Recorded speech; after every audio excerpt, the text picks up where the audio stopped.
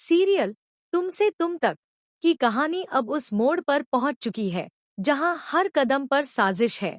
हर चेहरे के पीछे कोई न कोई राज छुपा है और हर सच को दबाने की पूरी कोशिश की जा रही है।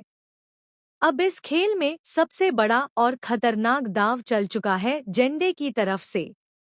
जी हाँ, जेंडे ने भेष बदलकर ऐसा कदम उठा लिया है जिसने पूरी कहानी की दिशा ही बदल दी है।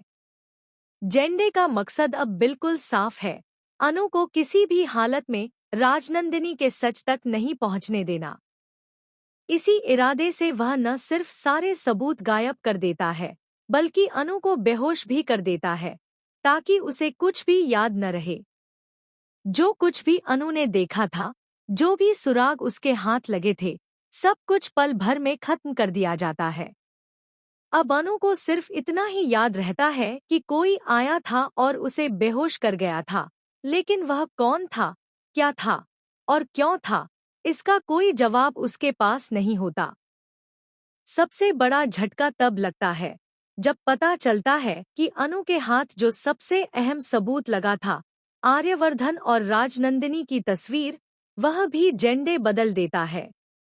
असली तस्वीर की जगह कोई और फोटो रख दी जाती है, ताकि अगर अनु दोबारा देखे भी तो उसे कुछ समझ ही न आए। इस तरह पूरी तरह से सबूतों की अदलाबदली कर दी जाती है। अब अनु के हाथ न कोई सबूत बचता है, न कोई सुराग और न ही कोई पुख्ता याद। जब अनु को होश आता है तो उसका दिमाग बिल्कुल खाली होता है।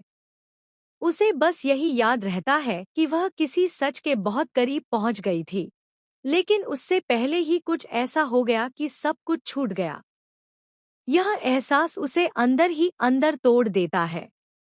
वह खुद से सवाल करती है, मैं वहां क्यों गई थी? मैंने क्या देखा था? और आखिर कौन था जो मुझे रोकना चाहता था?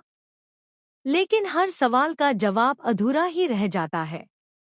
इन्हीं सब हालातों के बीच आर्यवर्धन की हालत सबसे ज्यादा खराब हो जाती है। वह अब पूरी तरह दो पार्टों के बीच पिस चुका है। एक तरफ अनु है, जिसे वह सच्चे दिल से चाहता है, और दूसरी तरफ जेंडे है, जिसके साथ उसके कई राज और पुरानी साजिशें जुड़ी हुई हैं। अगर वह अनु का साथ देता है तो जेंडे नाराज हो जाएगा, और अगर जेंडे का साथ देता है तो अनु उससे दूर हो जाएगी। आर्यवर्धन के लिए यह हालात ऐसे हो चुके हैं जैसे एक तरफ कुआं हो और दूसरी तरफ खाई। आर्यवर्धन समझ नहीं पा रहा कि वह करे तो करे क्या। हर फैसला उसे किसी न किसी नुकसान का